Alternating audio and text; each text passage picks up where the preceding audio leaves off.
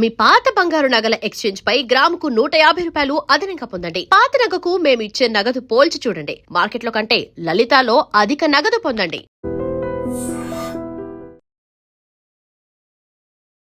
Iran మీద America తీవ్ర స్థాయిలో దాడులు చేస్తోంది. దాదాపుగా 140 ప్రాంతాల్లో మిసైళ్ల వర్షం కురిపించింది అమెరికా. ఇంతకీ హర్ముజ్ జలసంధి ఓపెన్ ఉందా లేదా? శాంతి చర్చలు ఏమయ్యాయి? ఎందుకని ఇంత తీవ్ర స్థాయిలో అమెరికా అండ్ ఇరాన్ మధ్య దాడులు కొనసాగుతున్నాయి? లాస్ట్ వీక్ మాట్లాడుకున్నాము, అంత్యక్రియలు అయ్యే వరకు ఎదురు చూస్తారో ఆ తర్వాత తీవ్ర స్థాయిలో ఉండబోతున్నాయని. బట్ ఇరాన్ కంటే ముందు అమెరికా ఎందుకని ఇంత అగ్రెసివ్ స్టెప్ తీసుకుంది? స్ట్రెయిట్ ఆఫ్ హార్మూజ్ని ఒకసారి అమెరికా ఓపెన్ చేసి ఓపెన్ ఉంచుకుంటే మళ్ళీ ఇరాన్కి ట్రంప్ కార్డ్ ఏం లేవు, మళ్ళీ ఏం చేయలేరు వాళ్ళు. సో స్ట్రెయిట్ ఆఫ్ హార్మూజ్లో ఏం చేస్తున్నారు, షిప్పులు వస్తే మనం రెగ్యులర్గా చూస్తున్నాం. ఒక షిప్ వాళ్ళు చెప్పిన రూట్ కాకుండా ఒమాన్ వైపు నుంచి వెళ్తే దాని మీద ఒక డ్రోనో లేకుండా మిసైల్ స్ట్రైక్ చేస్తారు. ఇక్కడ ఇరాన్ కెపాసిటీ వాళ్ళ దగ్గర ఎక్కువ కెపాసిటీ లేదు. వాళ్ళు చెప్తుంటారు ఎప్పుడైనా కానీ ఒక $100 స్టేట్మెంట్ ఎక్కువ ఇస్తాను, నేను వాన్ కొడతా, నేను వాన్ చేస్తా, అది చేస్తా అంటే, కానీ వాళ్ళ దగ్గర కెపాసిటీ లేదు. ప్రొడక్షన్ కెపాసిటీ తగ్గింది వాళ్ళది.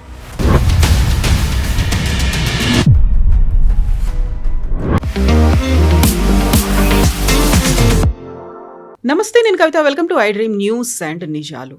ఇరాన్ మీద అమెరికా తీవ్ర స్థాయిలో దాడులు చేస్తోంది. దాదాపుగా 140 ప్రాంతాల్లో మిసైళ్ల వర్షం కురిపించింది అమెరికా. ప్రతి దాడులని ఇరాన్ చేస్తోంది.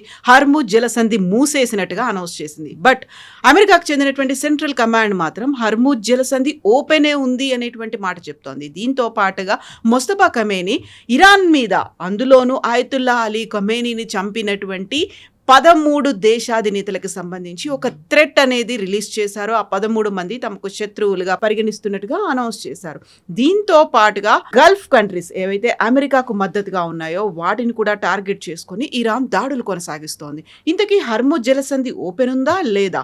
శాంతి చర్చలు ఏమయ్యాయి? ఎందుకని ఇంత తీవ్ర స్థాయిలో అమెరికా అండ్ ఇరాన్ మధ్య దాడులు కొనసాగుతున్నాయి? మనతో పాటుగా ఉన్నారు సీనియర్ జర్నలిస్ట్ సురేష్ కోచతిల్ గారు. సార్ నమస్తే. సో మనం లాస్ట్ వీక్ మాట్లాడుకున్నాము, అంత్యక్రియలు అయ్యే వరకు ఎదురు చూస్తారో ఆ తర్వాత తీవ్ర స్థాయిలో ఉండబోతున్నాయని. బట్ ఇరాన్ కంటే ముందు అమెరికా ఎందుకని ఇంత అగ్రెసివ్ స్టెప్ తీసుకుంది? దీంట్లో అన్నిటికంటే పెద్ద ప్రైజ్ ఇప్పుడు స్ట్రెయిట్ ఆఫ్ హార్మూజ్. ఇరాన్ కాదు, న్యూక్లియర్ వెపన్ కాదు, మిసైల్ కాదు, డ్రోన్ కాదు. స్ట్రెయిట్ ఆఫ్ హార్మూజ్ని ఒకసారి అమెరికా ఓపెన్ చేసి ఓపెన్ ఉంచుకుంటే మళ్ళీ ఇరాన్కి ట్రంప్ కార్డ్ ఏం లేవు, మళ్ళీ ఏం చేయలేరు వాళ్ళు. వాళ్ళ main point strait of Hormuz. So strait of హార్మూజ్లో ఏం చేస్తున్నారు, షిప్పులు వస్తే మనం రెగ్యులర్గా చూస్తున్నాం. ఒక షిప్ వాళ్ళు చెప్పిన రూట్ కాకుండా ఒమాన్ వైపు నుంచి వెళ్తే దాని మీద ఒక డ్రోనో లేకుండా మిసైల్ స్ట్రైక్ చేస్తారు. ఇమ్మీడియట్గా అమెరికా వాళ్ళ మీద దాడి చేస్తారు, ఇరానియన్ పొజిషన్ మీద. ప్రొపోర్షనేట్ రెస్పాన్స్ అంటే మీరు 2 మిసైల్ కొడితే మేము 2 మిసైల్ కొడతాం. దాని తర్వాత అమెరికాకి అర్థమైపోయింది ఒక 5-6 రోజుల ముందు, ఇది నడవదు, we have to scale up the operation అని. సో వాళ్ళు ఏం చేశారంటే మీరు చెప్పినట్ల లాస్ట్ వీక్ ఫ్రైడే అనుకుంటున్నా, ఫ్రైడే రాత్రి 80 సైట్స్ మీద దాడి చేశారు. 80 సైట్స్ అంటే ఇదంతా స్ట్రెయిట్ ఆఫ్ హార్మూజ్ నుంచి వచ్చిన అదే రూట్ నుంచి ఎక్కడెక్కడ ఈ చిన్న చిన్న బోట్లతోని వీళ్ళు ఫైర్ చేస్తున్నారో లేకుంటే ఫిక్స్డ్ పొజిషన్ నుంచి ఫైర్ చేస్తున్నారు, దాని మీద దాడి చేశారు అమెరికా. చాలా నష్టాలు జరిగినాయి ఇరాన్కి. వాళ్ళు చెప్పట్లేదు కానీ there was a huge damage. ఇది ఎప్పుడో చేయాలండి అమెరికా, చేయలేదు. వాళ్ళు చేసిన అన్నిటికంటే పెద్ద తప్పు అది. దాని తర్వాత మళ్ళీ ఒక సిప్రియాట్ షిప్ అనుకుంటా, దాని మీద దాడి చేసి ఇండియన్ సీఫేరర్స్ ఉన్నారు, దాంట్లో ఒకరికి కనిపించట్లేదు. 10 మంది బయటపడ్డారు, వాళ్ళని రెస్క్యూ చేశారు. దాని తర్వాత అమెరికా 140 స్థానాల మీద దాడి చేశారు. ఇప్పుడు ఇరాన్ది ఏమవుతుందంటే ఈ మిలిటరీ పార్లెన్స్లో కవిత గారు ఒక టర్మ్ ఉంటుంది, డీగ్రేడేషన్ అని. మీరు మొత్తం ధ్వంసం చేయక్కర్లేదు, మీరు డీగ్రేడ్ చేయొచ్చు వాళ్ళ కెపాసిటీని. మెల్లమెల్లగా కోసుకుంటూ వెళ్తే వాళ్ళకి లాస్ట్ కెపాసిటీ ఉండదు. అది ఇప్పుడు జరుగుతుంది. మొన్న ఇరాన్ చేసిన దాడిలో మీరు చూసుంటారు, వాళ్ళు షిప్స్ మీద దాడి చేశారు. ఇప్పుడు లాస్ట్ 24 అవర్స్లో వాళ్ళు దాడి చేయలేకపోతున్నారు. ఎందుకంటే ఎప్పుడైనా వాళ్ళు దాడి చేసినప్పుడు క్లియర్గా శాటిలైట్ ఇమేజరీ ఉంటుంది అమెరికా దగ్గర. ఎందుకంటే వాళ్ళ శాటిలైట్స్ అంతా ఆ ఏరియాలో ఫోకస్డ్ ఉంది. వాళ్ళకి క్లియర్గా తెలిసిపోతుంది ఏ లాటిట్యూడ్, ఏ లాంజిట్యూడ్ నుంచి ఇది మిసైల్ బయటకు వచ్చిందని. లేకుంటే ఏ బోట్ ఎక్కడి నుంచి బయటకు వెళ్ళింది, చిన్న బోట్స్ ఎక్కడ వెళ్ళింది. సో వాళ్ళు ఏం చేస్తున్నారంటే అమెరికా ఇప్పుడు వాళ్ళ వాళ్ళ సెంట్రల్ కమాండ్ ప్రెసిడెంట్ ట్రంప్ ఆదేశాల ప్రకారం వాళ్ళు కంప్లీట్గా దీన్ని డిగ్రేడ్ చేస్తున్నారు. ఇంకొక 10 రోజులు ఇట్లనే బాంబ్ చేసుకుంటూ పోతే ఇరాన్ దగ్గర స్ట్రెయిట్ ఆఫ్ హార్మూజ్లో ఏముండదు. ఒకటి మనం అర్థం చేసుకోవాలి, ఇరాన్ దగ్గర అది కాకుండా స్ట్రెయిట్ ఆఫ్ హార్మూజ్ ఉన్న చిన్న చిన్న ఆపరేషనల్ యూనిట్స్ కాకుండా వాళ్ళ దగ్గర కెషమ్ ఐలాండ్ చెప్పి ఒక ఐలాండ్ ఉంది. అదే in the top portion of strait of Hormuz. In fact Persian గల్ఫ్లో అన్నిటికంటే పెద్ద ఐలాండ్ అది. ఆ ఐలాండ్లోనే ఐఆర్జీసీ వాళ్ళందరూ ఉన్నారు. సివిలియన్స్ ఉన్నారు కానీ బహుశా ఒక 50,000 మంది అంతా ఉన్నారు, కానీ మిగతా అంతా ఐఆర్జీసీ వాళ్ళు. అమెరికా ఏం చేస్తున్నాడు, ఇప్పుడు దాని మీద కన్సిస్టెంట్గా దాడి చేస్తున్నారు. ఒకసారి కెషమ్ ఐలాండ్ని కొట్టేస్తే వాళ్ళ మెయిన్ వెపన్ పోతుంది. రెండవది Iran life line Bandar Abbas వాళ్ళ మెయిన్ పోర్ట్, అది దీని పక్కనే కొంచెం ఒక మేబీ అనదర్ 50 నుంచి 60 కిలోమీటర్ దూరంలో ఉంటుంది. దాని మీద కూడా కన్సిస్టెంట్గా దాడి చేస్తున్నారు. ఇరాన్కి వచ్చే సరుకులంతా 2-3 రూట్లు ఉన్నాయి. ఒకటి పాకిస్తాన్ నుంచి వస్తుంది బై రోడ్, ఇంకోటి తజికిస్తాన్ నుంచి బై ట్రైన్, అది చైనా నుంచి కూడా వీళ్ళు మిసైల్ పార్ట్స్ తెచ్చుకోవడానికి యూజ్ చేస్తారు వాళ్ళు. సో ఇది వాళ్ళ 2 రూట్స్. మూడో రూట్ ఏమో బందర్ అబ్బాస్లో రావాలంటే మీరు అరేబియన్ సీ నుంచి వచ్చి స్ట్రెయిట్ ఆఫ్ హార్మూజ్ నుంచి ఎంటర్ అయ్యి మళ్ళీ ముందుకు వెళ్ళాలి. ఇప్పుడు అమెరికా దాన్ని బాంబ్ చేస్తున్నారు రెగ్యులర్గా. రెండవది ఏం చేశారంటే మొన్న జరిగిన ఫ్యూనరల్ టైంలో, ఫ్యూనరల్ రోజే మషాద్ దగ్గర ఒక మెయిన్ బ్రిడ్జ్ ఉండే, ఈ రైల్వే లైన్ తజికిస్తాన్కి వెళ్ళే లైన్ని, దాన్ని కట్ చేసేసారు అమెరికా, అంటే బాంబ్ చేసేసారు. దాంతో 2-3 ఇండికేషన్స్ వెళ్ళిందన్న. ఒకటి, మషాద్లోనే మేము కొట్టాము, అది ఫ్యూనరల్ నడుస్తుంది, అదే టైంలో జరిగింది ఇది. రెండవది, తజికిస్తాన్ నుంచి మీరు తెచ్చుకుంటున్న సరుకులు ఇప్పుడు ఉండవు, మీకు కట్ ఆఫ్ చేసిన చైనా దగ్గర నుంచి వస్తున్న మెయిన్గా. ఇప్పుడు వాళ్ళ దగ్గర ఎక్కడుంది, పాకిస్తాన్ నుంచి వచ్చే సరుకులు. దాన్ని కూడా యుఎస్ ఇవాళ లేకుంటే రేపు ఎల్లుండో దాన్ని కూడా కంట్రోల్ పెట్టేస్తారు. ఏం వెళ్తుంది ఇరాన్ కని పాకిస్తాన్ దగ్గర చెక్ చేయమంటారు. పాకిస్తాన్ నిజం చెప్పారు, అబద్ధాలు చెప్తారు వాళ్ళు. ఎందుకంటే వాళ్ళకి ఇరాన్తో చాలా మటుకు చాలా సంవత్సరాల నుంచి ఇట్లాంటి ట్రేడ్ రిలేషన్స్ ఉన్నాయి. ఈవెన్ దో వీరు షియాలు, వాళ్ళు సున్నీలు, ఇద్దరికి పడదు అసలు. యుద్ధానికి కూడా వెళ్ళారు ఒక సంవత్సరం ముందు. సో ఇరాన్ మీద ఈ జరిగే దాడిలో ఇప్పుడు ప్రెసిడెంట్ ట్రంప్ చేస్తున్న ఇది ఎప్పుడో చేయాలుండే. ఆ 40 రోజుల తర్వాత సీజ్ ఫైర్ చేయకుండా చేస్తుంటే ఇప్పుడు దాకా స్ట్రెయిట్ ఆఫ్ హార్మూజ్ కంప్లీట్గా ఓపెన్ ఉంటుంది. ఎందుకంటే ఇరాన్ కెపాసిటీ చాలా వాళ్ళ దగ్గర ఎక్కువ కెపాసిటీ లేదు. వాళ్ళు చెప్తుంటారు ఎప్పుడైనా కానీ ఒక అండర్ డాగ్ స్టేట్మెంట్ ఎక్కువ ఇస్తాను, నేను వాడిని కొడతా, నేను వాడిని చేస్తా, అది చేస్తా అంటే, కానీ వాళ్ళ దగ్గర కెపాసిటీ లేదు. ఇప్పుడు ప్రొడక్షన్ కెపాసిటీ తగ్గింది వాళ్ళది. రష్యా దగ్గర నుంచి ఆయుధాలు రావట్లేదు, రష్యా ప్రాబ్లమ్స్ ఉన్నాయి, చైనా దీంట్లో ఇన్వాల్వ్ కాకట్లేదు. ఇప్పుడు ఇరాన్ మీద శాంక్షన్స్ పెట్టారు నిన్నటి నుంచి, ఫైనాన్షియల్ శాంక్షన్స్. అంటే ఎవరైనా ఇరాన్ దగ్గర నుంచి ఆయుధాలు కొంటారో, ఆయుధాలు డబ్బులు తీసుకుంటున్నారో, లేకుంటే ఆయిల్ కొనుక్కుంటున్నారో, లేకుంటే ఆయిల్కి డబ్బులు ఇస్తున్నారో, వీళ్ళ మీద మొత్తం శాంక్షన్స్ పెట్టారు. అంటే డబ్బులు మూవ్ కాదు మీకు. దానికోసం ఇప్పుడు ఇరాన్ ఏం చేయాలని ఇప్పుడు ఆలోచిస్తున్నారు. అక్కడ కూడా మీరు చూసుంటారు, ఈ ఫ్యూనరల్ నడుస్తున్న టైంలో ఆ 5 రోజుల్లో ఇరాన్లో ఉన్న పొలిటికల్ లీడర్షిప్ మీద దాడులు జరిగినాయి. మొన్న కూడా నేను ఎక్స్ప్లెయిన్ చేశాను మీకు. ఇది ఒకవైపు నుంచి మీకు ఐఆర్జీసీ ఉంటుంది, ఇంకోవైపు పొలిటీషియన్స్ ఉన్నారు, మూడో వైపు ముల్లాలు ఉన్నారు. దీంట్లో ఇప్పుడు ఇరాన్ కంట్రోల్ చేస్తుంది అంతా IRGC, okay, Iranian revolutionary guard corps. So ఈ ఐఆర్జీసీ కంట్రోల్ చేస్తున్న దాంట్లోనే స్ట్రెయిట్ ఆఫ్ హార్మూజ్లో కొంత లోకల్ కమాండర్స్కి వాళ్ళు కనెక్షన్ పోయింది వాళ్ళది, వాళ్ళు మాట్లాడుకుంటలేకపోయారు వాళ్ళు. ఇన్ఫ్యాక్ట్ మీరు గుర్తుంటుంది, ఆ రోజు ఇజ్రాయెల్ ప్రెసిడెంట్ ట్రంప్కి వార్నింగ్ ఇచ్చారు, దట్ మీ మీద దాడి జరగబోతుంది, మీ ఎయిర్ ఫోర్స్ 1 మీద ఒక అటాక్ జరగబోతుందని క్లియర్గా వార్నింగ్ ఇచ్చారు అంకారా నుంచి టేక్ ఆఫ్ చేస్తున్న టైంలో. ఎందుకంటే టర్కీలో చాలామంది షియాలు ఉన్నారు. సో లోన్ వూల్ఫ్ అటాక్ జరగవచ్చు, మీ మీద ఏదైనా హ్యాండెల్ మిసైల్ పెట్టి ఎయిర్ ఫోర్స్ 1 మీద కొట్టచ్చు అని చెప్పి. ఇది ఒక రికార్డెడ్ కాన్వర్జేషన్. ఇరాన్ నుంచి అక్కడ ఉన్న ఒక సీనియర్ ఐఆర్జీసీ కమాండర్ టర్కీలో ఉన్న ఒక టీంకి బ్రీఫింగ్ చేస్తున్నప్పుడు ఇజ్రాయెల్ రికార్డ్ చేశారు, ఓకే. అండ్ రికార్డింగ్ అంటే మనలాగా నార్మల్ రికార్డింగ్ కాదు, విత్ ప్రూఫ్ ఉంటుంది ఇది, ఓకే. ఇది స్టాంప్డ్ ప్రూఫ్ ఉంటుంది. సో టెక్నికల్ చాలా మటుకు వెరిఫై చేయాల్సి వస్తుంది. వెరిఫై చేశారు. సిఐఏ దగ్గర కూడా ఇన్ఫర్మేషన్ ఉండే. సో ఇప్పుడు ఇరాన్ దగ్గర ఉన్న అదే రోజు ఉన్న ప్రాబ్లం ఐఆర్జీసీ. అమెరికా ఇప్పుడు ఏం చేస్తున్నారంటే ఐఆర్జీసీ బేసిస్ మీద కొడుతున్నారు. ఒకసారి ఐఆర్జీసీ వీక్ అయితే వీళ్ళ పొలిటికల్ ఎస్టాబ్లిష్మెంట్ స్ట్రాంగ్ అయిపోతారు. నేను ఇదే చెప్తాను, మొన్న జరిగిన ఫ్యూనరల్ ప్రొసెషన్ టైంలో ఇరానియన్ ప్రెసిడెంట్ పెసిక్షన్ మనకు తెలిసింది, ఆయన మీద దాడి జరిగింది. ఆయన సెక్యూరిటీ డీటెయిల్, ఆయన చుట్టూ ఉన్న సెక్యూరిటీ డీటెయిల్ని గుంజేసుకున్నారు క్రౌడ్. అరాచీని రాళ్ళతో కొట్టారు. ఆలోచించండి. అంటే యూఆర్ ఆల్ విత్ అమెరికన్స్, మీరు అమెరికన్స్తోని కుమ్మకైనా మీరు వాళ్ళ మాట వింటున్నారని చెప్పి వీళ్ళ మీద దాడి చేస్తున్నారు. ఇప్పుడు చెప్పండి, వీళ్ళు ఎందుకు ఇప్పుడు ఒమాన్ కానీ ఖత్తర్కి ఎందుకు వెళ్తారు? వీరు వెళ్ళరు. ఒకటి, వాళ్ళ మీద ప్రెషర్, డొమెస్టిక్ ప్రెషర్ ఉంది. రెండోది, వాళ్ళకి ఖత్తర్ మీద మీరు దాడి చేశారు, మొన్న ఖత్తారీ షిప్ మీద దాడి చేశారు. అంటే ఐఆర్జీసీ వాళ్ళు కావాలని చెప్పి ఖత్తర్ మీద దాడి చేస్తున్నారు. మీరు అర్థం చేసుకోండి నేను స్ట్రాటజీ. ఒకటే దేశం మీద ఇది దాడి జరగట్లేదు. సౌదీ అరేబియా, యుఏఈ మీద చేస్తున్నారు. ఎందుకు యుఏఈ మనం అర్థం చేసుకోవాలి. 2023లో ఒక ప్రాబ్లం ఉండే ఇరాన్కి. దాని తర్వాత గల్ఫ్ స్టేట్స్ అందరు కలిసి ఇరాన్తో కూర్చొని మాట్లాడారు, మాకు మీతో ఏం ప్రాబ్లం లేదు, కానీ మీరు మా మీద దాడి చేయకూడదు, మా మీద అటాక్లు చేయకూడదు, మా మీద ఇండైరెక్ట్ అటాక్ కూడా చేయకూడదు. దాంట్లో దుబాయ్ని ఇరాన్ చాలా మటుకు వాడుకున్నారు. అంటే వాళ్ళ డబ్బులు నార్మల్ రూట్ నుంచి వెళ్ళట్లేదు. అమెరికా బ్లాక్ చేసి పడేశారు శాంక్షన్స్లో. 2023 కన్నా ముందు కూడా ఉంది. దట్ ఈస్ బైడెన్ టైంలో కూడా ఈ బ్యాన్ ఉండే, అండ్ ట్రంప్ ఫస్ట్ అడ్మినిస్ట్రేషన్లో స్టార్ట్ అయింది. వీళ్ళేం చేస్తున్నారంటే దుబాయ్లో ఉన్న కొన్ని కంపెనీలో పెట్టుబడి పెడుతున్నారు Iran through some other source. ఇప్పుడు మన దగ్గర మారిషియస్ అకౌంట్ ఒకటి ఉంది, చిదంబరం గారి టైంలో మొదలైంది. ఎవరు మారిషియస్లో ఉన్నారో మనకు తెలియదు. వాళ్ళ పెట్టుబడి 50 కోట్లు వచ్చి ఒక ఇండియన్ కంపెనీలో పడుతుంది. ఇదంతా మనకు తెలుసు, ఇట్స్ హవాలా డబ్బులు. కానీ ఏం చేయలేకపోతుంది, ఎందుకంటే మనకు మారిషియస్తో ఒప్పందం ఉంది. ఇప్పుడు కొంచెం టైట్ చేశారు దాన్ని, కేవైసీ పెట్టారు. కానీ ముందు అది లేకుండే.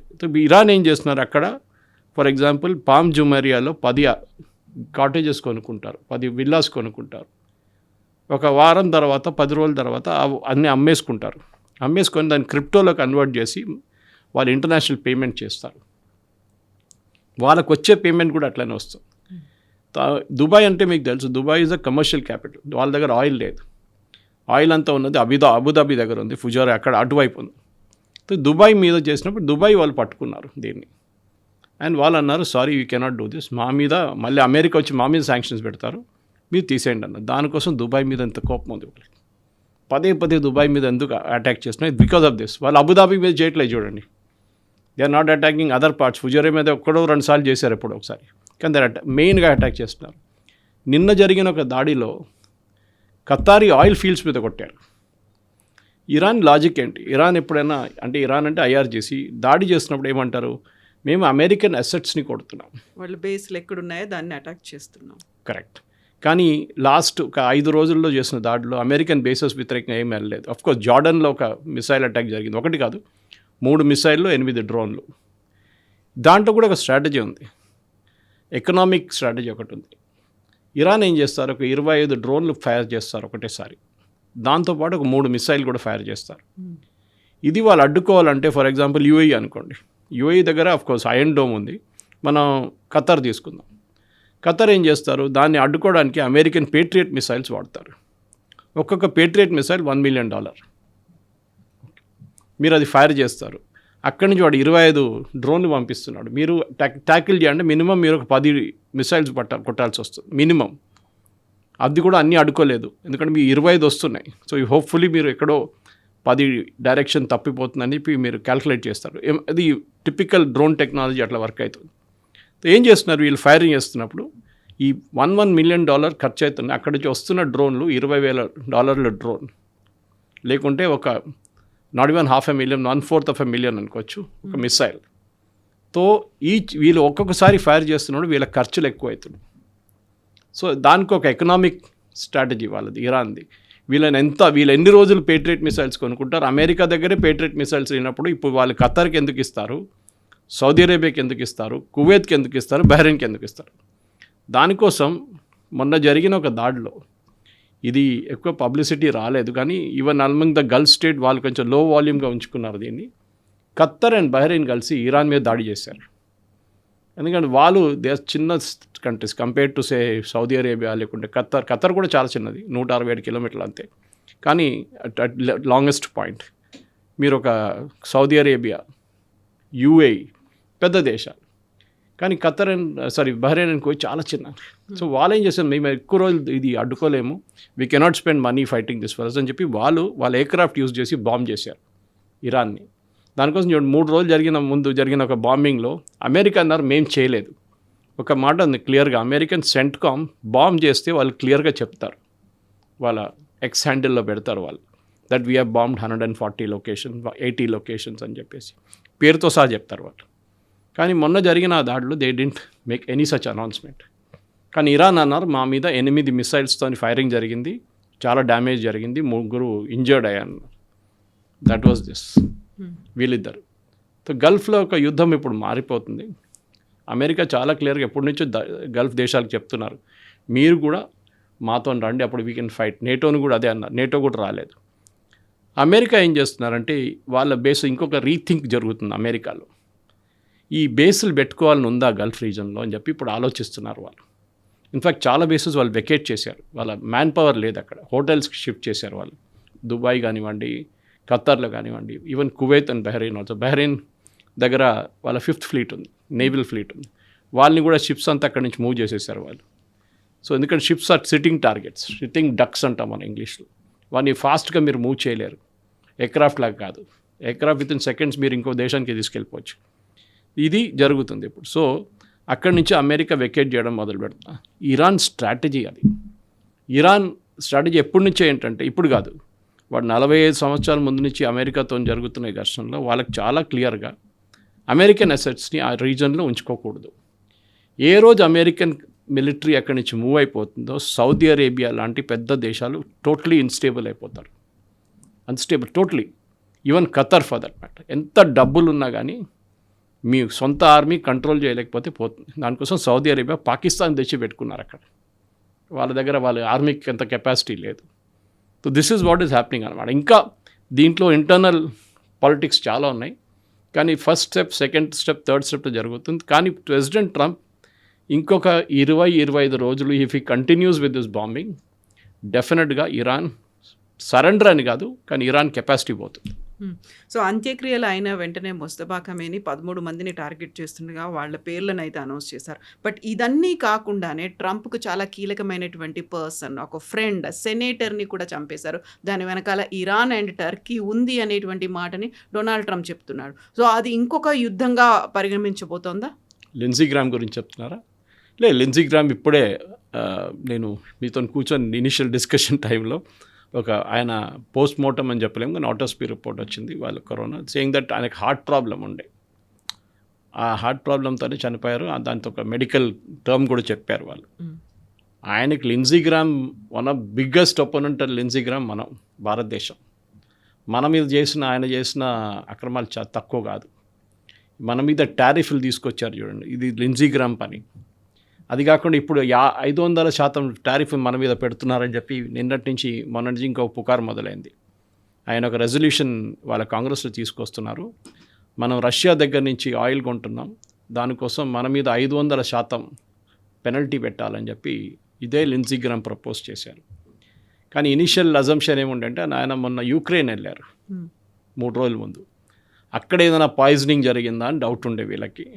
రష్యా చేపించారు, ఎందుకంటే రష్యా వ్యతిరేకంగా ఇది టోటల్ యాంటీ రష్యన్గా. రష్యా చాలా ఫేమస్ దీంట్లో. వాళ్ళ హిస్టరీ తీస్తే మీరు లండన్లో చేశారు వాళ్ళు ఒకసారి, and I think somewhere in Paris వాళ్ళ ఒపోనెంట్ని ఇట్లానే ప్రెసిడెంట్ పుటిన్ ఒపోనెంట్ని పాయిజన్ చేశారు. అది వాళ్ళ స్పెషాలిటీ. కానీ ఇది I don't think Lindsey Graham issue అది కాదు, ఎందుకంటే ఇప్పుడు మెడికల్ రిపోర్ట్ కూడా వచ్చేసింది, ఆయన డైడ్ ఆఫ్ న్యాచురల్ కాసెస్ అని చెప్పి. సో ఇందులో ట్రంప్ ఉన్నాడు, నెతన్యాహు ఉన్నాడు, ఆ తర్వాత మార్కో రూపియో, పీటర్ హెగ్జెట్ ఉన్నారు, ఇలాంటి జర్మనీ నుంచి నాటో దేశాధినేతలు వీళ్ళందరూ కూడా ఉన్నారు. మెలోనీ ఎగ్జాక్ట్లీ, మెలోనీ కూడా ఉంది. సో ఇది ఒక ఎగ్జాస్టివ్ లిస్ట్ అని చెప్పొచ్చు. అంటే నేటో దేశాలు దీంట్లో పార్టిసిపేట్ చేయట్లేదు, కానీ నేటో బేసిస్ అక్కడ ఉంది. అక్కడి నుంచి అమెరికన్ ఎయిర్క్రాఫ్ట్ టేక్ ఆఫ్ చేస్తున్నారని ఒక వీళ్ళకి ఇరాన్కి ఒక సస్పిషన్ ఉంది, which is correct. UK stammer మీద కూడా they have given a list. 13 మందిలో ఆయన కూడా ఉన్నారు. ఆఫ్కోర్స్ దాన్ని సీరియస్గా తీసుకోవాలి, ఎందుకంటే మొన్న ఇరానియన్ స్టేట్ టీవీలో ఒక డిస్కషన్ చూశాను నేను. ఆఫ్కోర్స్ అరబిక్లో ఉండే, సబ్ టైటిల్ పెట్టి చూశాను నేను. దాంట్లో వాళ్ళు ఏమంటున్నారు, అయతొల్లా ఖొమేనీ సటానిక్ వర్సెస్ వచ్చినప్పుడు రాసినప్పుడు సల్మాన్ రుష్దీ మీరు ఒక ఫత్వా ఇష్యూ చేశారు. దట్ వాస్ బిఫోర్ ఈ పాస్ట్ 89లో ఆయన పోయారు. So most probably I think 85 దగ్గర కూడా జరిగింది ఇది. కానీ ఈయనకి ఏం చెప్తా, సల్మాన్ రుష్దీకి టాప్ లేయర్ సెక్యూరిటీ ఉండే యూకేలో కానీ ఆయన ఎక్కడున్నా కానీ, ఈవెన్ దో ఆయన ఇండియన్. అక్కడ ఉండి కూడా లాస్ట్లో మీకు తెలుసు ఒక 2 సంవత్సరాల ముందు ఆయన మీద ఒక దాడి జరిగింది. ఆయన స్టేజ్లో ఒక బుక్ రిలీజ్ ఫంక్షన్లో మాట్లాడుతున్నప్పుడు ఒక ఇరానియన్ పర్సన్ వచ్చి స్టాబ్ చేసి కన్ను మీద కొట్టారు. కన్ను పోయింది ఆయన complete. And he was in hospital చాలా రోజులు సీరియస్ కండిషన్లో ఉన్నారు. ఇప్పుడు ఈజ్ ఓకేనా. ఆలోచించండి 85 అండ్ 2023 అనగానే మనకి ఎన్ని సంవత్సరాలు బట్టి 40-45 ఇయర్స్ తర్వాత కూడా ఫత్వానే ఉండిపోయింది. ఇది ఫత్వా కాదు, దిస్ ఈజ్ ఓన్లీ ఒక లిస్ట్. అంటే American president and Netanyahu main culprits అనమాట. మిగతా వాళ్ళందరూ కొలాటరల్ డ్యామేజ్. తో ఇది జరగదు, అది మనకందరూ తెలిసిందే. అది ఇరాన్ అప్పుడప్పుడు చెప్తుంటారు ఫత్వాలు ఇట్లాంటిది. కానీ సల్మాన్ రుష్దీని చూసినప్పుడు ఏదో ఒక రోజు ప్రెసిడెంట్ ట్రంప్ ఎప్పుడు ప్రెసిడెంట్గా ఉండరు కదా, కానీ ఆయనకు ప్రొటెక్షన్ ఉంటుంది సీక్రెట్ సర్వీస్ది. స్టామర్క్ అంత ఉండదు. బ్రిటిష్ సెక్యూరిటీ చాలా వీక్ యాక్చువల్లీ. వాళ్ళు మీరు 10 డౌనింగ్ స్ట్రీట్ చూస్తే కూడా ఏదో మీరే బండి నడిపించుకొని వెళ్ళొచ్చు అని చెప్పేసి ఇప్పుడు వాళ్ళు గేట్స్ పెట్టారు అక్కడ. ముందు అది కూడా లేకుండే. You could drive pass the UK prime ministers house అనమాట. వెళ్తూ ఒక కార్ బాంబ్ బ్లాస్ట్ చేస్తే ఏమవుతుంది. అఫ్కోర్స్ ఆయన ఇప్పుడు రాజీనామా చేయబోతున్నారు, కొత్త ప్రధానమంత్రి వస్తున్నారు యూకేలో. మెలోనీని తీసుకోండి, ఆమెకు సెక్యూరిటీ చాలా మినిమల్. ఆమెను టార్గెట్ చేస్తే రేపు ట్రంప్ని టార్గెట్ చేసి మేమేం చేయలేకపోతే ఇంకా వీక్ ఎవరు ఉన్నారు సెక్యూరిటీ వాళ్ళ మీద టార్గెట్ చేస్తారు. Pete హెస్గెత్ possible. సో వాళ్ళు ఏం చేస్తున్నారంటే ఒక 13 పేర్లు ఇచ్చినా కానీ ఒక థ్రెట్ పర్సెప్షన్గా ఉంచుకుంటున్నారు. దాట్ ఈస్ మేము కావాలంటే చేయొచ్చు, మీ మీద దాడి చేయొచ్చు. ఇది వాళ్ళ స్ట్రాటజీ అన్నమాట. So Kavitha garu, Iran mental makeup మారింది లాస్ట్ 6 నెలల్లో. They have gone from a theocratic state to assassinating స్టేట్గా మారిపోయింది. అది దానికి కారణం ఒకటి, సుప్రీం లీడర్ చనిపోయిన తర్వాత వాళ్ళకి అర్థమైపోయింది నెక్స్ట్ ఎవరైనా సుప్రీం లీడర్ రానియండి. ఇప్పుడు ఈయన ఉన్నారు ముస్తఫా ఖమేనీ, కానీ ఆయన పబ్లిక్లో కనిపిస్తే ఇజ్రాయెల్ తీసేస్తారండి ఇమ్మీడియట్గా. అది బహుశా ఇజ్రాయెల్ చేస్తారు కూడా ఇప్పుడు. అది కాకుండా ఇప్పుడు ప్రెసిడెంట్ ట్రంప్ అదే అన్నారు, మేము అరాచీని లేకుంటే గాలిబాఫ్ని చంపి ఏం చేసుకుంటాం, మాకేం బెనిఫిట్ ఉంది, మాతో మాట్లాడుతున్న వాళ్ళే ఉన్నారు అని చెప్పేసి. సో ఇప్పుడు పీస్ టాక్స్ లేదు, ఇది సీజ్ ఫైర్ అయితే ఎప్పుడో పోయింది. కానీ అన్నిటికంటే ఇంట్రెస్టింగ్ ఏంటంటే ఇజ్రాయెల్ పొజిషన్. ఇప్పుడు అందరికి అనిపిస్తుంది ఇజ్రాయెల్ ఎప్పుడు చెప్పిన మాటే కదా, ఇప్పుడు ప్రెసిడెంట్ ట్రంప్ కూడా చెప్తున్నారు. ఇజ్రాయెల్ ఎప్పటి నుంచో చెప్తున్నారు, you can never believe Iran. ఇప్పుడు కాదు, మీరు 45 సంవత్సరాలు 47 సంవత్సరాల ముందు నుంచి కూడా ఇరాన్ ఇదే పొజిషన్లో ఉన్నారు, ఎక్కడ మారలేదు వాళ్ళు. నెగోసియేషన్లో దే ఆర్ ఛాంపియన్స్. కానీ అన్నిటికంటే పెద్ద తప్పు ఇప్పుడు అమెరికాలో కూడా అందరు పెడుతున్నది ఈ మెమరాండమ్ ఆఫ్ అండర్స్టాండింగ్ కాదు. వాళ్ళు అదే అంటారు, ఇంత పువర్లీ ఎవరు డ్రాఫ్ట్ చేస్తారు. Iran will be administrating the strait of Hormuz. Administrating అనగానే ఇరాన్ ఏమన్నారు, మా కంట్రోల్ అంటున్నారు. దాన్ని ఆ వర్డ్ ఎవరు యూజ్ చేశారు? మార్కో రూబియోనా, లేకుంటే స్టీవ్ విట్కాఫ్నా, లేకుంటే జారెడ్ కుష్నర్, లేకుంటే షబాజ్ షరీఫా, అసీం మునీరా. అసీం మునీర్, షబాజ్ షరీఫ్కి ఇంగ్లీష్ అంత కంట్రోల్ లేదు, కానీ వీళ్ళకైనా కంట్రోల్ ఉండాలి కదా ఇంగ్లీష్ మీద. ఏ ఎంఓయూ కానీ ఏ ఒప్పందం చేసినా కానీ కవిత గారు చాలా కేర్ఫుల్ ఉండాలి. ఈవెన్ మనం ఒక కాంట్రాక్ట్, మీ స్టూడియోలో అయినా ఒక టెలివిజన్ కాంట్రాక్ట్ సైన్ చేస్తున్నప్పుడు ఫుల్ స్టాపులు కామాలు చూసుకోవాల్సి వస్తుంది. ఎందుకంటే it can be interpreted in any way you want. అంత పెద్ద డిస్ప్యూట్ ఉండదు అనుకోండి అమెరికా ఇరాన్ లాగా, కానీ ఆ డిస్ప్యూట్ని ఎప్పుడైనా చేయవచ్చు. ఇప్పుడు మీరు షిమ్లా అగ్రిమెంట్ తీయండి, డ్రాఫ్టింగ్ ఉంటుంది. ఇండస్ వాటర్ ట్రీటీ డ్రాఫ్టింగ్ ఉంది, కానీ దాంట్లో కూడా చాలా లూపోల్స్ ఉన్నాయి మనకి. అదే లూపోల్స్ మనం పట్టుకున్నాం ఇప్పుడు. సో ఈ లూపోల్ లేకుండా చేయడంలో ఎన్ని రోజులు చర్చ చేసి అన్నీ చేసి ఇంతమంది దాన్ని కన్ఫర్మ్ చేసిన తర్వాత 1.5 పేజెస్లో మీరు తప్పులు లేకుండా ఒక అగ్రిమెంట్ సైన్ చేశారంటే అర్థం కావట్లేదు. అదే టైంలో జేసీపీఏ చూడండి, 169 పేజీలు ఉన్నాయి ప్రెసిడెంట్ ఒబామా టైంలో. దాంట్లో ఒక్క పాయింట్ ఆఫ్ డిస్ప్యూట్ కూడా లేదు. ఎందుకంటే వాళ్ళు 2 సంవత్సరాలు తీసుకొని ఆ కాంట్రాక్ట్ని బ్యాక్ అండ్ ఫోర్త్ చూశాను. నేను ఈ మీడియాలో ఉన్నప్పుడే నేను ఒక ఏం చెప్తారు మెడికల్ బ్యాక్ ఆఫీస్ కంపెనీకి పనిచేశాను. వాళ్ళ దగ్గర నుంచి కాంట్రాక్ట్స్ వస్తుండే. సో నాకు కూడా కాపీ పంపిస్తారు, మీరు చెక్ చేయండి అని చెప్పేసి. 600 పేజీలు ఉంటుండే. అప్పుడు మా బాస్ నేర్పించారు నాకు ఒకటి, zeros are very important in life అని చెప్పి. ఎక్సెల్లో మనం జీరోస్ వాల్యూ లేదనుకుంటాం, కానీ లైఫ్లో వాల్యూ లేదు జీరోస్కి, మ్యాథమెటిక్స్లో. కానీ ఎక్సెల్లో పెట్టినప్పుడు కానీ కాంట్రాక్ట్లో పెట్టినప్పుడు జీరోకి వాల్యూ ఉంటుంది. ఇప్పుడు అదే జరిగింది ఇక్కడ. స్టేట్ ఆఫ్ హార్మోస్ని డిఫైన్ చేయలేదు మీరు క్లియర్గా. మీరు ఏం చెప్తారు, న్యూక్లియర్ టెక్నాలజీ గురించి, వాళ్ళ న్యూక్లియర్ టెక్నాలజీ ఎట్లా దాకా దాన్ని క్లియర్గా డిఫైన్ చేయలేదు. ఏ పాయింట్ని డిఫైన్ చేయలేదు. ఇప్పుడు అందరు తప్పు పడుతున్నారు ఎంఓయూని. ఎవరు డ్రాఫ్ట్ చేశారు? Who approved it? అది ఏదో చిన్న స్కూల్లో ఎంఓయూ కాదు ఇది, లేకుంటే ఒక చిన్న కంపెనీ ఇంకో కంపెనీ టేక్ ఓవర్ చేస్తున్న ఎంఓయూ కాదు. దిస్ ఈజ్ 2 దేశాల మధ్య నడిచిన చాలా రోజులు జరిచిన చర్చల తర్వాత చేసిన ఎంఓయూలోనే ఈ తప్పులంతా జరిగింది. Now there is no going back. ఇప్పుడు మీరు వెళ్ళి ఏం చర్చలు చేస్తారు? గాలిబాఫ్ కానీ అరాచీ కానీ రేపు ఆల్రెడీ వాళ్ళు నిన్న ఖత్తర్ వాళ్ళు వచ్చారు కూడా ఇరాన్కి. ఇంత బాంబింగ్ జరిగిన తర్వాత ఆలోచించి ఖత్తర్ పొజిషన్ అంతా వీక్ అయిపోయింది. అఫ్కోర్స్ వాళ్ళ ప్రీవియస్ ఎమీర్ నిన్న చనిపోయారు, ఆయన he passed away yesterday. So వాళ్ళు మౌర్నింగ్లో ఉన్నారు. మార్నింగ్ ఉన్న రోజు కూడా వాళ్ళ మీద బాంబింగ్ చేశారు ఇరాన్. ఆలోచించండి, ఎవరైనా ఆ రోజు ఆపేస్తారు కదా. ఈయన్ని ఖమనేని ఏం చెప్తారు, వాళ్ళు 5 రోజులు జులూస్ తీసి ఫ్యూనరల్ అయినప్పుడు మీరు చూశారు కదా, వాళ్ళు అప్పుడు బాంబ్ చేయలేదు. అమెరికా లాస్ట్ డే చేశారు బికాజ్ ఆఫ్ ఫోస్ట్. కానీ వీళ్ళు అది కూడా లేదు, వీళ్ళకి ఎవరిని పట్టించుకోవట్లేదు. అప్పుడు నేను అనుకుంటాను ఈ గల్ఫ్ దేశాలు చాలా మటుకు అమెరికన్ మీడియా ఏమంటున్నారంటే గల్ఫ్ దేశాలు ప్రెసిడెంట్ ట్రంప్ దగ్గర వచ్చి అంటున్నారు మీరు బాంబ్ చేయకండి అని. కానీ ఎందుకు? ఇదే గల్ఫ్ దేశాలే ఈ సీజ్ ఫైర్ ప్రపోజ్ చేశారు 40 రోజుల తర్వాత. ఆ రోజు నేను అప్పుడు కూడా చెప్పాను కొన్ని డిబేట్స్లో, పాడ్కాస్ట్లో, మనం 40 తర్వాత ఇంకొక 10 రోజులు ప్రెసిడెంట్ ట్రంప్ ఇంకా బాంబ్ చేస్తే ఇరాన్ కంప్లీట్గా సరెండర్ అయిపోతుండే అప్పుడు ఇరానియన్ రెజీమ్స్. అప్పుడు ప్రెసిడెంట్ ట్రంప్ ఒక వర్డ్ వాడారు, ఐ వాంట్స్ అన్కండిషనల్ సరెండర్ అని చెప్పి. ఇప్పుడు ఆయన మాట్లాడలేదు దాని గురించి. ఆ రోజు జరుగుతుండేది, బట్ అది 10 రోజులు పొడిగించలేదు. అదే అక్కడ వచ్చిన తప్పు అన్నమాట. ఎనీవే ఇప్పుడు జరుగుతున్న దాంట్లో చాలా ఇంపార్టెంట్ ఏంటంటే అమెరికా శాంక్షన్స్ పెట్టారు ఇరాన్. అది ఒక చాలా పెద్ద ఎకనామిక్ ఇంపాక్ట్ చేయబోతుంది. ఇప్పుడు సైప్రస్ జెండాతో వెళ్తున్నటువంటి వాణిజ్య నౌక మీద దాడి చేశారు. అందులో 11 మంది భారతీయులు ఉన్నారు. 10 మందిని రెస్క్యూ చేశారు. ఒక ఆయన ఇప్పటికీ కూడా కనిపించట్లేదు అనుకున్నప్పుడు భారతదేశం కూడా రెస్పాండ్ అయింది. ఇప్పుడు ఓన్లీ ఆ 3 దేశాల మధ్య సమస్య కాదు. ఇప్పుడు హర్మూజ్ మనం ఎంత ఇండో పసిఫిక్ రీజియన్లో ఎంత స్ట్రాటజిక్ పార్ట్నర్షిప్ అవన్నీ మనం డెవలప్ చేసుకుని డీల్స్ పెట్టుకున్నప్పటికి కూడా మన మీద అటాక్ చేశారంటే సైప్రస్ జెండాతో భారతీయులు ఎందుకున్నారు? లేకుంటే అది మన వాణిజ్య నౌకనా? అక్కడ ఉన్నటువంటి క్లారిటీ ఏంటి? దాని పాత పేరు ఒక ఇండియన్ పేరు లాగా ఉంది. ఈ షిప్స్ ఇప్పుడు కవిత గారు, అది మీరు ఇంటర్నేషనల్ మ్యారిటైమ్ ఆర్గనైజేషన్ చూస్తే, లేకుంటే లండన్లో ఉన్న వాళ్ళ మ్యారిటైమ్ ట్రాకింగ్ సిస్టమ్ చూస్తే, ఈ షిప్స్ ఇప్పుడు స్పెషల్లీ ఇట్లాంటి క్రైసిస్ సిచ్యువేషన్లో పేరు మార్చుతారు వాళ్ళు.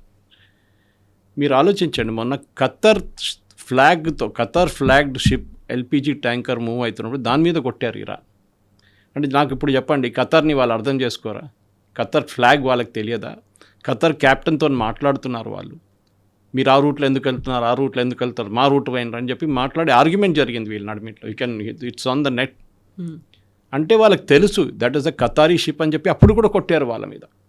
అంటే వాళ్ళకి భారతదేశమో ఖత్తరో లేకుంటే సౌదీ అరేబియా లేకుంటే కువైత్ బహ్రెయిన్ ఏ డిఫరెన్సియేషన్ లేదు. ఇరాన్లో ఉన్న రెవల్యూషనరీ గార్డ్, అదే చెప్పింది చూడండి, కెషమ్ ఐలాండ్ కానీ మిగతా చోట్లలో స్టేట్ ఆఫ్ హార్మోస్లో ఉన్న రెవల్యూషనరీ గార్డ్స్ బహుశా రెబెల్గా మారిపోయారు వాళ్ళు. వారు రేపు ఇంకో సపరేట్ దేశంగా కూడా వాళ్ళు అనౌన్స్ చేయొచ్చు. వాళ్ళు అట్లా ఆ పొజిషన్లో ఉన్నారు వాళ్ళు ఇప్పుడు. సో కంట్రోల్ లేదు, సెంట్రల్ లీడర్షిప్కి కంట్రోల్. ఆర్మీలో ఎప్పుడు ఒక కమాండ్ అండ్ కంట్రోల్ సిస్టమ్ ఉంటుంది. పైనుంచి ఆర్డర్ ఇస్తే కన్సిస్టెంట్గా, అది ఏ యూనిఫామ్ ఫోర్సెస్ కానీ ఉంటుంది, అది పోలీస్ కానివ్వండి పారామిలిటరీ కానివ్వండి, పైనుంచి ఆర్డర్ ఇస్తే అది ఫాలో చేయాల్సింది. యూ కెనాట్ క్వశ్చన్ బ్యాక్, ఎందుకు అని ఎప్పుడు అడగకూడదు. కానీ ఇరాన్లో ఎప్పుడు జరుగుతుంది ఏంటంటే తెహరాన్కి కంట్రోల్ లేదు. స్టేట్ ఆఫ్ హార్మోస్లో ఉన్న వాళ్ళ మీద కంట్రోల్ లేకపోయింది. పాసిబ్లీ అక్కడ కొంతమంది ఇంగ్లీష్లో అంటారు రెనగేట్ కమాండర్స్ అంటే కొంచెం రెబెల్ కమాండర్స్ ఇప్పుడు వాళ్ళు దాడి చేస్తున్నారు షిప్పుల మీద. వాళ్ళ స్ట్రాటజీ ఏంటనేది నేను అల్ జజీరాలో ఒక న్యూస్ ఐటమ్ని చూశాను. పాసిబ్లీ చర్చలు నడుస్తున్నప్పుడు, చర్చలు మొదలవుతుంది అనగానే 2 దేశాలు ఎప్పుడు అటాక్ చేయడానికి రెడీగా ఉంటారు. ఒకటి ఇజ్రాయెల్, ఇంకోటి ఈ ఐఆర్జీసీ వాళ్ళు. ఐఆర్జీసీ వాళ్ళు ఎప్పుడు వీళ్ళు వెళ్తున్నారు ఖత్తర్కి అనగానే, ఖత్తర్ వాళ్ళు ఇరాన్కి వస్తున్నారు కానీ ఆ రోజు దాడి జరిగింది. అంటే చర్చలు ఆపడానికి చేస్తున్నారు వాళ్ళు. అండ్ దిస్ ఐఆర్జీసీకి చర్చలు వద్దంటున్నారు. మీరు చెప్పాను చూడండి, పెస్కేషన్ ఆయన మీద దాడి చేశారు, అరాచీని రాళ్లతో కొట్టారు. అంటే వాళ్ళకు చర్చలు వద్దు. ఒక ఐఆర్జీసీలో ఒక పెద్ద ఫ్యాక్షన్కి ఈ చర్చలన్నీ అక్కర్లేదు అమెరికాతో. మేము ఒక నార్త్ కొరియాగా ఉండిపోతాం, కానీ మేము అమెరికాతో చర్చలు జరపము. ఎందుకంటే చర్చలు ఎక్కడికి వెళ్ళదు ఆనెస్ట్లీ. అది పాకిస్తాన్ కానీ ఖతర్ కానీ ఈవెన్ ఒమాన్ చెప్తున్నప్పుడు కూడా చాలా మటుకు ఇది ఎక్కడ వెళ్ళదు. ఒమాన్ రోల్ చాలా ఇంపార్టెంట్ ఉండే, వాళ్ళ మీద దాడి చేశారు. మళ్ళీ ఒమాన్ జేసీపీ అగ్రిమెంట్ మీకు గుర్తుంటుంది ప్రెసిడెంట్ ఒబామా టైంలో, దాంట్లో మెయిన్ ప్లేయర్ ఒమాన్ ఉండే నెగోసియేషన్స్లో. అప్పటి నుంచి వాళ్ళు ఇరాన్తో మాట్లాడుతున్నారు, ఇరాన్తో చాలా మంచి సంబంధాలు ఉన్నాయి వాళ్ళకి, కానీ వాళ్ళ మాట కూడా ఇప్పుడు పట్టించుకోవట్లేదు. సో ఇరాన్ ఒక లాలెస్ స్టేట్ అంటారు, ఒక నార్త్ కొరియా కాదు, నార్త్ కొరియా కన్నా చాలా దారుణ పరిస్థితులు వచ్చేసారు ఇప్పుడు.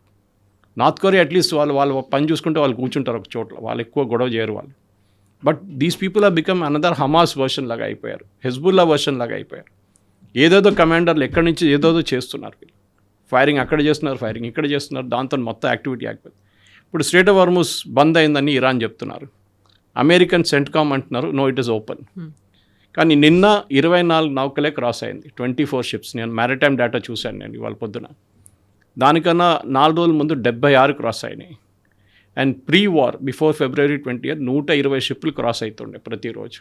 అంటే మీరు ఆల్మోస్ట్ 80% పడిపోయింది ఇప్పుడు వాళ్ళ కెపాసిటీ. షిప్స్ మూవ్ కావాల్సింది అక్కడి నుంచి. నేను స్టార్టింగ్లో చెప్పాను చూడండి, పాడ్కాస్ట్ స్టార్టింగ్లో, దట్ మెయిన్గా ప్రెసిడెంట్ ట్రంప్ ఇప్పుడు ఒకటే ఏమైంది ఏంటంటే స్ట్రైట్ ఆఫ్ హార్మజ్ని ఓపెన్ పెడితే ఆయిల్ ప్రైసెస్ తగ్గిపోతుంది, స్టాక్ మార్కెట్ పైకి వెళ్తుంది. ఇప్పుడు 68 దాకా వెళ్ళిన ఆయిల్ ప్రైసెస్ ఇప్పుడు 75 దాకా వచ్చింది రిటర్న్. మళ్ళీ బ్రెంట్ క్రూడ్ ఆ రేట్లో ఉంది, బహుశా ఇవాళ పొద్దున్న 76 కూడా ఉండొచ్చు. ఆ ప్రైసెస్ని తగ్గించాలి ఇంకా, అది మెయిన్ ఎయిమ్ అన్నమాట. అది తగ్గిస్తే డెఫినెట్గా దానికోసం ఎంత ఎఫర్ట్ పెట్టారో అంత ఎఫర్ట్ పెడుతున్నారు స్ట్రైట్ ఆఫ్ హార్మజ్ మీద. దానికి తెలిసిపోయింది దాట్ అని చెప్పి ప్రెసిడెంట్ ట్రంప్కి. ఒక్క 10 రోజులు 20 రోజులు కంటిన్యూస్ బాంబింగ్ చేస్తే ఇరాన్ని డిగ్రేడ్ చేయవచ్చు. అప్పుడు కూడా ఇరాన్ మెయిన్ ఐలాండ్ మీద మిసైల్స్ ఉండొచ్చు, కానీ మీరు ఈ షిప్స్ మీద ఫైర్ చేయాలంటే మీరు మెయిన్ ఐలాండ్ నుంచి మీరు ఇరాన్ మెయిన్ సిటీస్ నుంచి ఫైర్ చేయలేరు. ఒక ఇస్ఫహానో లేకుంటే ఫోర్ద్రోనో లేకుంటే తెహ్రానో మీరు అక్కడి నుంచి ఫైర్ చేయలేరు, చాలా దూరం అది. మీరు ఫైర్ చేయాలంటే only strait of Hormuz. And strait of హార్మజ్ని కంప్లీట్గా డిగ్రేడ్ చేస్తే ఏ షిప్ మీద మీరు దాడి చేస్తారు. ఓకే, 80% ఆల్రెడీ తగ్గిపోయింది. అప్పుడు ఇంకొక 10% తగ్గిస్తే దెన్ షిప్స్ ఈజీగా మూవ్ కావచ్చు. అండ్ యూఎస్ సెంట్కామ్ అంటున్నారు మీకు ప్రొటెక్షన్ మేము ఇస్తాం, వీఆర్ దేర్ విత్ యూ. కానీ ఇక్కడే నేటో కూడా రావాలి, నేటో టైంలో నేటో వచ్చి నేటో కూడా దీంట్లో సహాయం చేయాలి. ఎందుకంటే జార్జియా మెలోని కానీ జర్మన్ ఛాన్సలర్ని థ్రెటన్ చేస్తే మళ్ళీ వాళ్ళు కూడా యుద్ధాల్లో రావాలి కదా. వాళ్ళు కూడా even care stammer for that matter Britain కూడా దిగాలి. ఎనీవే మా పిఎంని మీరు థ్రెటన్ చేశారు, లేచే మేము కూడా వస్తున్నాం యుద్ధానికి, మేము we're already in war with you అని చెప్పి ఇది చేయాల్సింది. అండ్ బహుశా I think every 24 hours situation మారుతుంది. కానీ నేనైతే ఇప్పుడు కూడా నా అంచనా ఏంటంటే they should attack, consistently attack చేస్తే వాళ్ళని డిగ్రేడ్ చేయవచ్చు. దీంట్లో హిస్టరీలో చాలా ఎగ్జాంపుల్స్ ఉన్నాయి మీకు. సొమాలియన్ పైరేట్స్, ఒకసారి సొమాలియన్ పైరేట్స్ మొత్తం మీరు గల్ఫ్ ఆఫ్ ఏడెన్ నుంచి ఇటువైపు అరేబియన్ సీ దాకా వాళ్ళ కంట్రోల్లో ఉండే షిప్స్ అన్నీ హైజాక్ తీసుకెళ్ళిపోతుండే సొమాలియాకి. ఇప్పుడు చూడండి కంటిన్యూస్గా పెట్రోలింగ్ చేస్తున్నారు. ఇండియన్ నేవీ ఉన్నారు, మిగతా నేవీస్ కూడా ఉన్నారు, కానీ ఇండియన్ నేవీ మెయిన్గా ఇక మనకు ఎవరితో గొడవ లేదు. So we're from Arabian Sea నుంచి మనం till Gulf of Oman and beyond మనం పెట్రోలింగ్ చేస్తున్నాం. సో సొమాలీ పైరేట్స్ రావట్లేదు ఇప్పుడు, ఆ ప్రాబ్లమ్ సార్ట్ అవుట్ అయిపోయింది.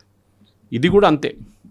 ఇంకొక 10 రోజులు కన్సిస్టెంట్గా అమెరికా బాంబింగ్ చేసి వాళ్ళ కెపాసిటీ తీసేస్తే, వాళ్ళ లాంచింగ్ సైట్స్ తీసేస్తే, వాళ్ళ మిసైల్ సైట్స్ తీసేస్తే, వాళ్ళ డ్రోన్ ఎక్కడెక్కడ స్టోర్ చేసేస్తే, అండ్ దెన్ బోట్స్, చిన్న బోట్స్, దెన్ ఇరాన్ సరెండర్ అవుతారు. డెఫినెట్గా Iran will keep it open, వాళ్ళకి చాయిసే లేదు.